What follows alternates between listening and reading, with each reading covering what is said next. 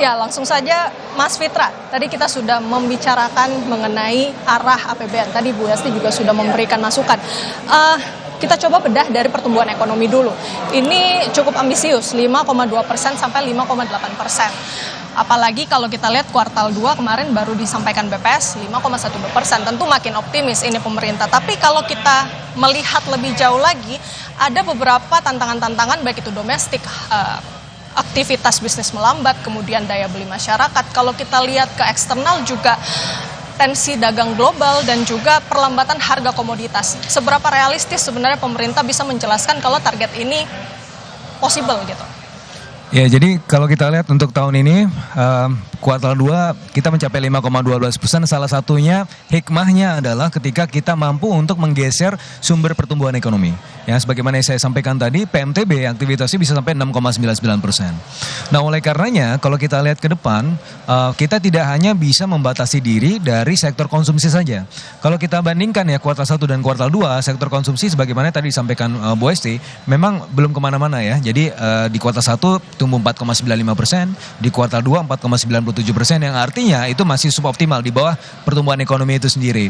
Tadi memang Bu Esti juga sempat menyampaikan mengenai fenomena rojali, rombongan jarang beli, terus rohana, rombongan hanya nanya-nanya, dan ada lagi rohalus, rombongan hanya elus-elus. Tetapi di sisi yang lain Bu Esti, ada data lain, data e-commerce yang juga sebenarnya meningkat gitu. Tapi meskipun sebenarnya belum sangat robust, tapi setidaknya kita bisa melihat ada fenomena juga switching behavior. Karena kalau kita lihat dari sisi aktivitas yang bukan barang pakaian ya, itu akomodasi makanan dan minuman itu tumbuh 8,05% di kuartal kedua. Artinya orang ke mall itu sebenarnya buat makan-makan dan kulineran, bukan buat beli-belinya di online begitu kan. Nah untuk ke depan apakah realistis untuk 5,2 sampai 5,8%? Nah, jadi asalkan dalam hal ini kita bisa fokus kepada sektor-sektor yang tidak hanya fokus kepada konsumsi, itu saya kira bisa. Karena pertama, tadi kuncinya adalah di industri pengolahan. Kalau memang industri pengolahan itu bisa tumbuh signifikan, yang mana kita bisa melihat kalau industri pengolahan itu atau industri manufaktur yang tumbuh 5,68%, kita harusnya fokus di mana sih? Low hanging fruitnya di mana? Ada satu misalnya hilirisasi di pertambangan, tetapi itu kan juga tidak sustainable ya sifatnya kalau pertambangan. Maka kita juga harus melihat ke sektor-sektor misalnya agriculture, yang mana agriculture ini menjadi semacam satu kali memancing kita dapat 2 ikan. Apa yang kita dapatkan? Pertama, kesejahteraan petani meningkat. Yang kedua adalah ya pertumbuhan ekonomi juga cukup signifikan. Misalnya tadi di pohon industri CPO. CPO itu misalnya ada satu pohon industri, ada 2 klaster yang belum terisi misalnya. Jadi di sektor tocopherol dan juga keratin. Yang mana itu belum ada investasi sama sekali. Tapi kalau ketika misalnya investasi minimal 0,11 billion US dollar saja, itu bisa menghasilkan efek multiplier 126 kali. Itu salah satu contoh saja di pohon industri CPO yang sudah established, dan bahkan untuk Uni Eropa sudah mengakui bahwa CPO kita sudah masuk kategori produk yang renewables, bukan lagi produk yang mengancam gitu kan. Dan ini juga cukup menarik karena ada peningkatan peminatan ya kepada investor asing masuk ke industri kita, terutama ke equity market, masuk ke sektor-sektor yang juga terkait CPO. Nah, ini juga merupakan salah satu indikator bahwa sebenarnya ke depan ada banyak sumber pertumbuhan ekonomi di selain konsumsi gitu kan. Nah, di sisi yang lain kita juga melihat bagaimana program prioritas pemerintah ya yang tadi juga disampaikan oleh Presiden. Untuk tahun ini saja sudah ada 986 triliun yang fokus kepada prioritas masyarakat. Presiden selalu menyatakan ya bahwa yang paling penting masyarakat makan.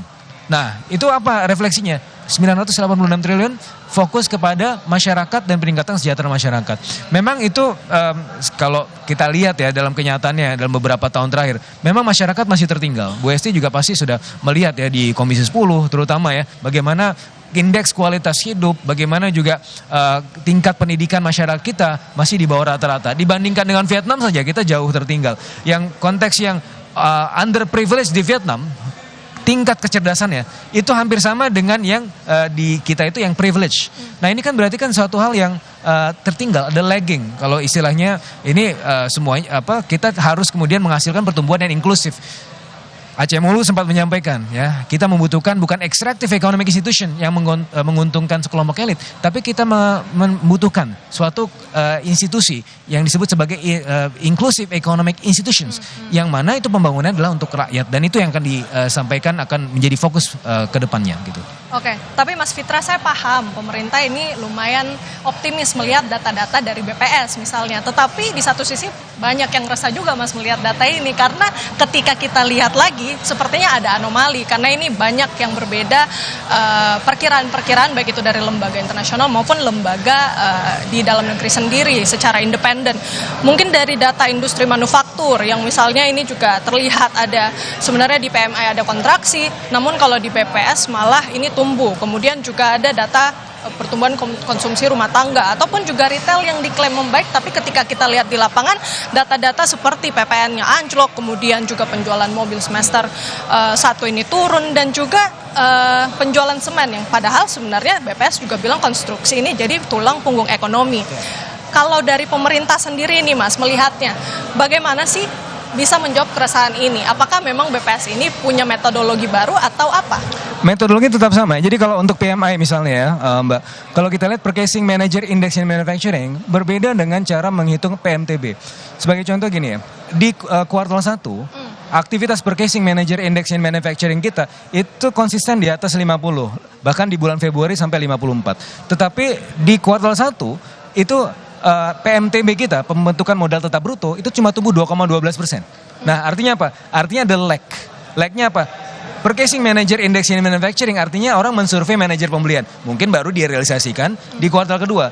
Karena itu yang ditangkap di kuartal kedua, PMTB naik 6,99%. Meskipun PMI di rata-rata di kuartal kedua itu di bawah 50. Nah, jadi heads up-nya adalah kemungkinan besar di kuartal ketiga itu akan membawa atribut di kuartal 2 ini, PMI yang di bawah 50 kemungkinan besar akan terbawa ke kuartal 3. Jadi kita bisa melihat kemungkinan besar PMTB di kuartal ketiga mungkin akan lebih kurang dibandingkan dengan yang sekarang gitu kan. Nah, terus tadi Mbak juga menyampaikan, oke, semen turun segala macam. Memang betul kalau kita lihat dari bangunan itu tumbuhnya cuma 4,89%. Dan itu merupakan 74% dari total kontributor PMTDB kita. Yang meningkat apa? Yang sifatnya capital intensif, permesinan naik 25%. Kemudian industri pengolahan tadi yang capital intensif. Maka kalau kita melihat tadi ya, kok nggak terefleksi di tingkat kualitas hidup saya sih? Saya belum meningkat income-nya. Memang rata-rata memang di barang modal sifatnya, belum betul-betul ke ciri gitu ya, ke level income. Nah, harapannya adalah bagaimana ini nanti bisa lebih inklusif. Setidak-tidaknya kita bisa melihat bahwa ada faktor anomali yang tadi saya sebutkan, black swan, front loading activities, mengirimkan barang-barang ke US ya, yang tadi CPO dan seterusnya, maka ketarik juga industri kimia, ketarik juga emiten-emiten yang di situ. Tetapi ini sifatnya one off. Bagaimana kita bisa menjaga itu? Nah, itu menjadi permasalahan yang berikutnya. Tapi setidak-tidaknya kalau kita tahu bahwa PMTB ini kemungkinan besar akan melambat, industri pengolahan juga kemungkinan besar akan melambat di kuartal ketiga, maka salah satu aktivitas yang bisa kita harapkan adalah salah satu dari government spending. Nah, untungnya kalau dari sisi government spending, kalau Mbak melihat realisasi di semester pertama 1.406 triliun, kita lihat dari kuartal ke kuartal. Kuartal pertama itu realisasinya 620, kuartal kedua 787 triliun, naik 26,8%. Artinya apa? Maka kita bisa melihat kemungkinan besar di semester kedua itu aktivitas belanja pemerintah itu akan meningkat. Sepertinya ini merupakan salah satu hal yang wajar, karena kan ini kan adaptasi ya, pemerintah baru, kemudian juga ada Inpres 1 efisiensi, bagaimana money follow function. Pak Presiden tadi sudah menyampaikan, masa ada ATK 44 triliun ditemukan, itu kan harusnya kan untuk prioritas-prioritas pembangunan yang lebih signifikan. Salah satunya mungkin di kuartal kedua yang kalau kita lihat, stimulus 24,4 triliun saja, itu yang masuk fokus ke bansos 11,9 triliun, masuk ke bantuan subsidi upah 10,7 triliun, masuk ke subsidi transportasi 0,95 triliun dan 0,65 triliun untuk tol. Itu semua apa? Untuk kemudian meningkatkan potensi disposable income di kuartal kedua dibandingkan dengan belanja 44 triliun misalnya tadi di ATK. Nah, ini hal-hal yang sesuai dengan money follow function, yang mana Bu Esti tadi sebagai di Banggar pasti sudah sangat hafal dengan prinsip itu gitu. Oke.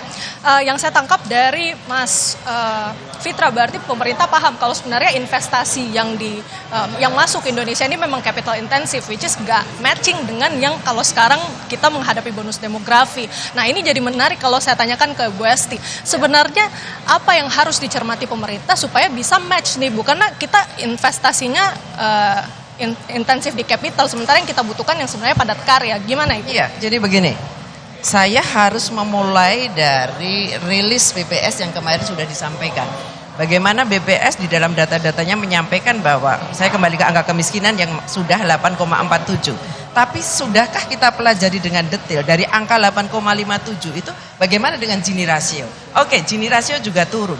Tetapi kita lebih konsentrasi lagi. Di mana titik-titik angka kemiskinan itu yang masih sangat tinggi. Kalau kita bicara angka kemiskinan sangat tinggi, kita boleh mengatakan misalnya di NTT yang masih 19,sekian%, kemudian juga Papua dan beberapa daerah yang lain, bahkan kalau di breakdown ke kabupaten kota, masih banyak kabupaten kota yang angka kemiskinan, persentase kemiskinan juga sangat tinggi. Artinya harapan kita terkait dengan pertumbuhan ekonomi belum menyentuh kepada sektor bagaimana kemudian masyarakat juga mampu meningkatkan income-nya, tetapi lebih kepada hal-hal yang mungkin belum terkait dengan kepentingan langsung untuk masyarakat. Nah, inilah yang kemudian kami semoga hari ini akan terjawab kegelisahan kami ketika kemudian kami mengatakan bagaimana dengan daerah 3T, daerah yang tertinggal secara ekonomi maupun pendidikan. Apakah itu ada? Sangat nampak itu ada.